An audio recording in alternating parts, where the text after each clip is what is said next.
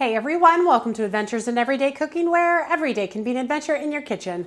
My name is Heather and today we're making yogurt. Now, I had a great sale happen at my local grocery store, and so I bought some milk, and I think I bought too much. However, there's never too much in this house because we love yogurt and we love yogurt treats. So I thought, you guys, let's make some yogurt today in our pressure cooker. So if you have a pressure cooker, this is a great recipe because it takes two ingredients, milk and some yogurt. I know. Why do you need yogurt to make yogurt? It's the same reason you need a sourdough starter to make sourdough bread, because it is a symbiotic community of bacteria and yeast. Yes, it's a SCOBY of its own sorts. So if you're ready for this adventure, let's get started. Okay, you guys, if you haven't already, go ahead and sanitize your pot. You're gonna sanitize using the steam function, and you're gonna wanna sanitize it for just a minute, like a literal minute. And you do that by putting a cup of water in your pot, pushing steam, letting it go for 1 minute. Then you're gonna dump it out and you're gonna wipe it out with a very clean towel. And the reason you want to sanitize, there's no question, you need to sanitize your pot because we don't wanna introduce any bad bacteria into our symbiotic community, because we want it to be a spa day and it doesn't want any bacteria to ruin the party. And trust me, it will ruin the party if you don't do it. One of the other things I recommend is, if you have had your Instant Pot for a very long time, you will recognize this seal right here. This used to be a clear seal and now it is discolored. And if you bring it up to your nose, it smells like spices. This is a great seal, works fine. However, if you use a seal like this when you're doing a sweet or a lightly flavored thing, the scent of this will end up in this. It does it every time. Some people can't taste it, I can taste it. So I actually have a sweet ring installed into mine, and you can just buy replacement rings at Walmart or anywhere else. For all of the pots, all the different sizes rings, you can buy them, and just keep a dedicated one for yogurt or sweet stuff. So the blue one I always know is my yogurt and sweet stuff. So, small little confession here. I already started this video like 5 minutes ago, and then I had an error in my camera. But basically now we're just going to pour our milk into the pot. It's been sanitized, it's been dried out, there's no bacteria in there. Make sure when you fill your milk in that it does not go past the max line of your Instant Pot or pressure cooker, multi-cooker, quick cooker. People are gonna ask me why I'm not using the Pampered Chef multi-cooker. Frankly, it's because it's a 6 quart and this is an 8 quart and I had a lot of milk. So we're gonna do this. You can definitely do this method in any type of pot if it has the yogurt function. And to do that, you're gonna basically do the same thing. You're gonna steam your pot, and then you're gonna wanna boil your milk and bring it up to about a 210-ish degree. I'm gonna put a little right here somewhere. This is the temperature that you wanna bring it to, so make sure you have a thermometer nearby. But the Instant Pot does it for me. It tracks the temperature and it will actually turn it off whenever it's reached that temperature, and then we're ready to cool. So let's get the lid on. Also, we're gonna install Walter here, because even though Walter is not needed, this pressure cooker will never be pressurized. He wanted to be part, and I said, okay, fine. So let's go ahead and get this started. Now, this is gonna take anywhere from 30 to 60 minutes, depending on how much milk you have in your pressure cooker. So I have almost 8 quarts of milk in there. So it's gonna take a hot minute. So we're gonna come over here and push the yogurt button, and we're gonna continue to push it until we get to the word boil. When it's done, this pot will actually say YOGT if you are using a multi-cooker or a quick cooker and making yogurt. Unfortunately, you're gonna have to temp the milk yourself. So you're gonna turn it to sear or saute, and you're gonna stick your thermometer in there. Make sure it's sanitized. This has been sanitized, so no bacteria cross-contamination. And you're gonna want to temp this until it reaches that ideal temperature. Then you're gonna turn it off, and you're gonna wanna stir as you go. Because of the way this pot is designed, I don't have to do any of that. I can just wait for it to say yogurt across the front before I move on.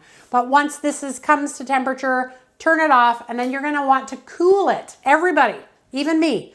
Once this goes off, I'm gonna get it out and we're gonna cool it. So I'll be back whenever that says YOGT. Okay, the pot just beeped, and as you can see right here, it says yogurt, which means yogurt.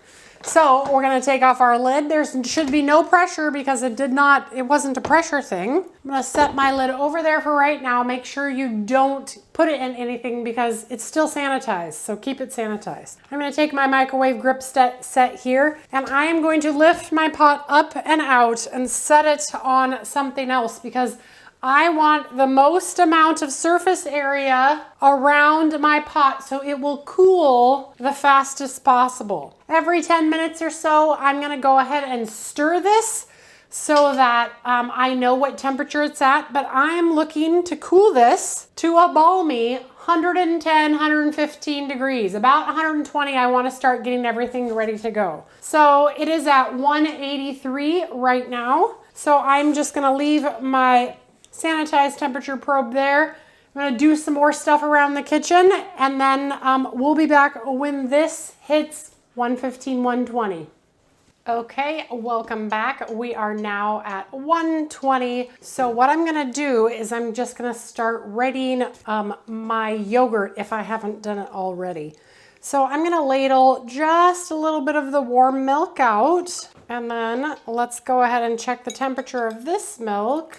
Yep. Perfect, at a 113. So we're almost there on this milk. So the amount of starter, this is what we're calling this, the amount of starter yogurt varies between recipe to recipe. I have found that when you only use 2 tablespoons per half gallon, it doesn't quite firm up as much as I want it to. So I use about 4 tablespoons per half gallon.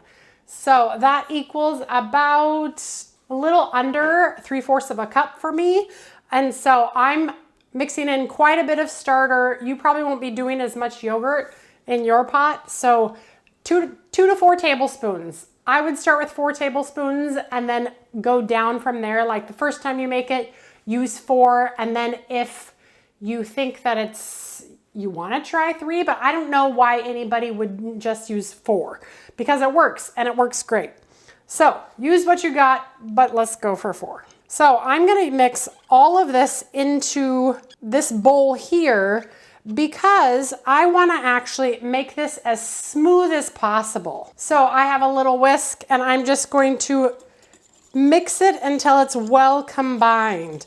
And right now, this feels wonderful to that symbiotic community because it's like, oh, this is a spa day. I want to reproduce. And once it's all smoothed out, you are good to go. All right, let's give this a couple stirs. We're still about 119, so it'll just be a little bit longer. There we go, 118. I know.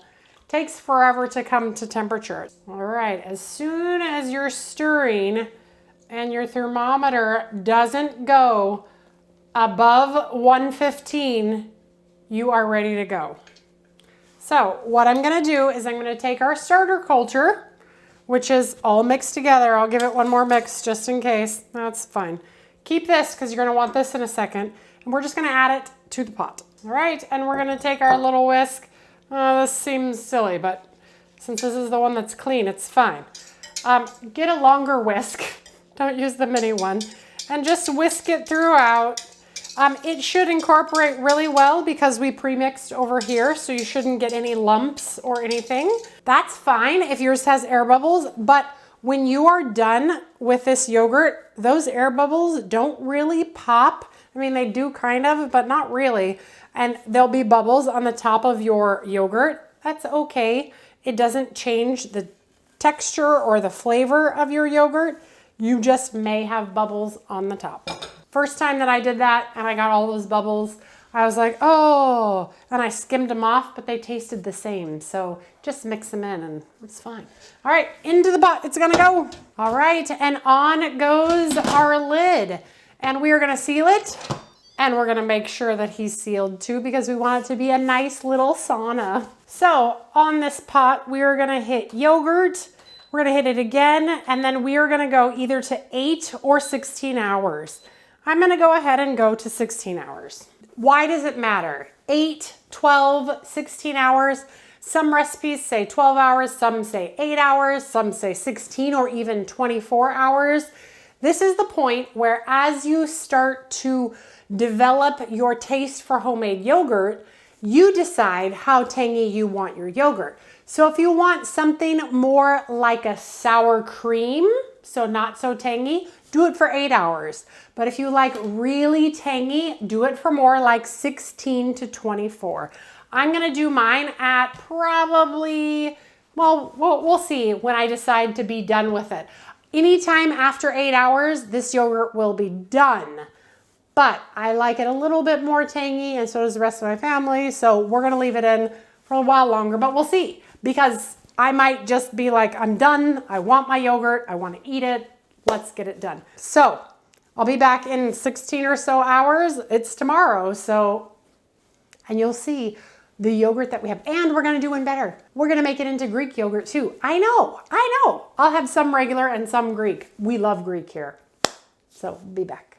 All right, welcome back. It has been 16 hours. This pot just went off. So let's get it out and I'll show you what we got.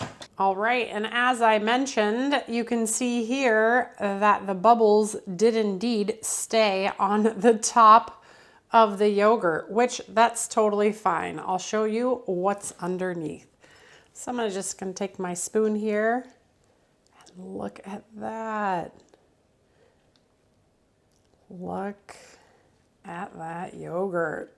Oh my. So if you just want regular Joe average yogurt, it's done. It's delicious. What I'm gonna do is I'm just gonna spoon some out and put it in one of these jars, and you will see how thick it is. See?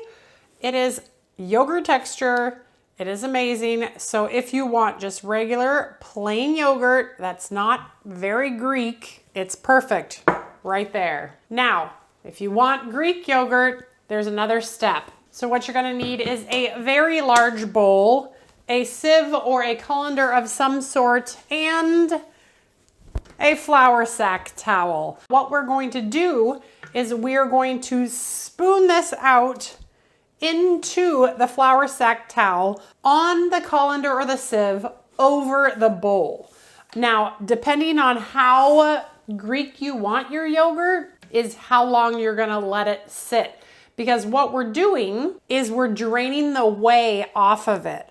So this is a messy job, and this towel will be completely soaked with water, but it will take upwards of 8 hours. And I'm probably gonna make half of this Greek yogurt, and the rest of it I'm just gonna leave regular plain yogurt because it is delicious. That's probably half-ish. And then what I'm gonna do is I'm gonna take the ends of my flour sack towel and make sure it's a clean one, make sure nobody's wiped their hands on it. Actually, I have a whole set of these towels that are just for putting food inside of so that there's no bacteria on them ever. So I'm gonna take it like this. I'm gonna twist it around. And already, let's see if we can see the whey. See that?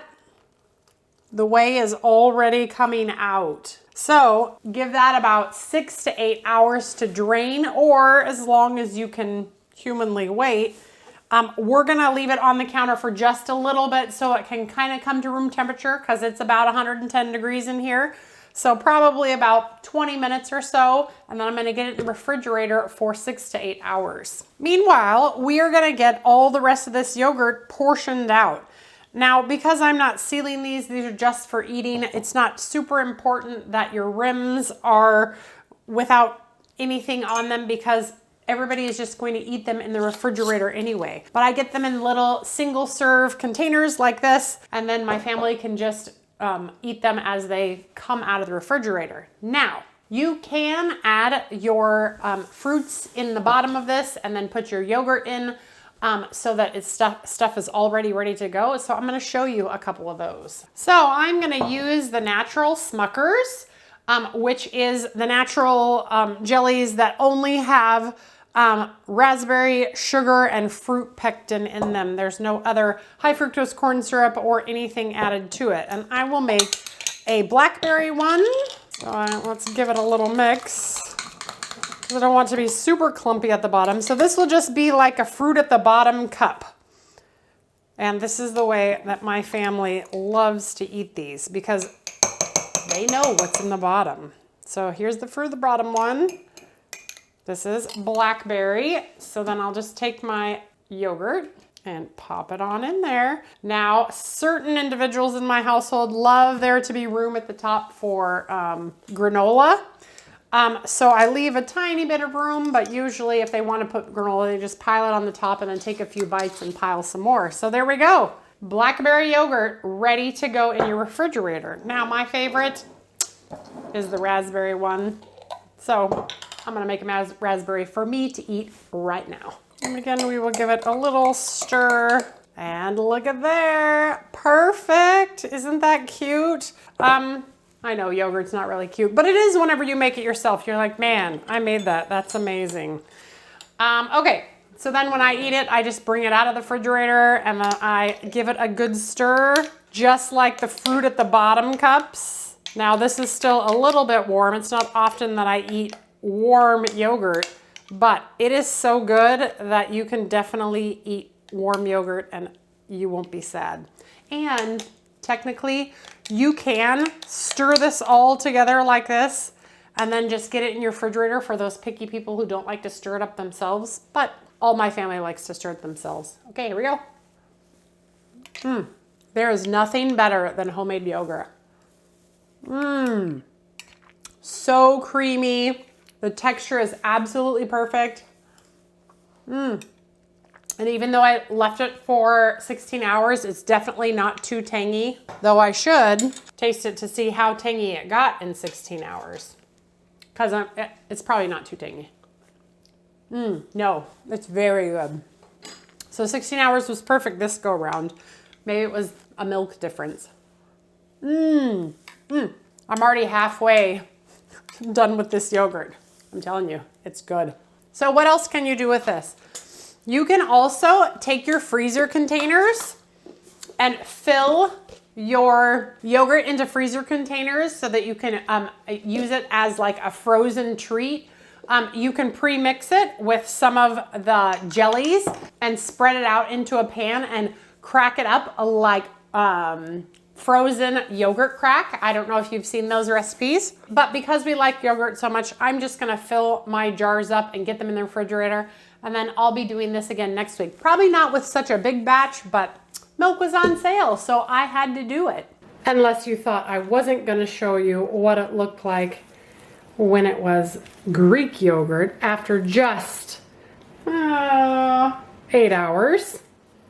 Check out this thick, beautiful Greek yogurt. Whoops. And I'm just gonna put it right into our jars. And look at that. Oh my goodness, it's so amazing. Now, all that whey in the bowl can be used in many other recipes. So, all right, you guys. Well, that's it for this adventure.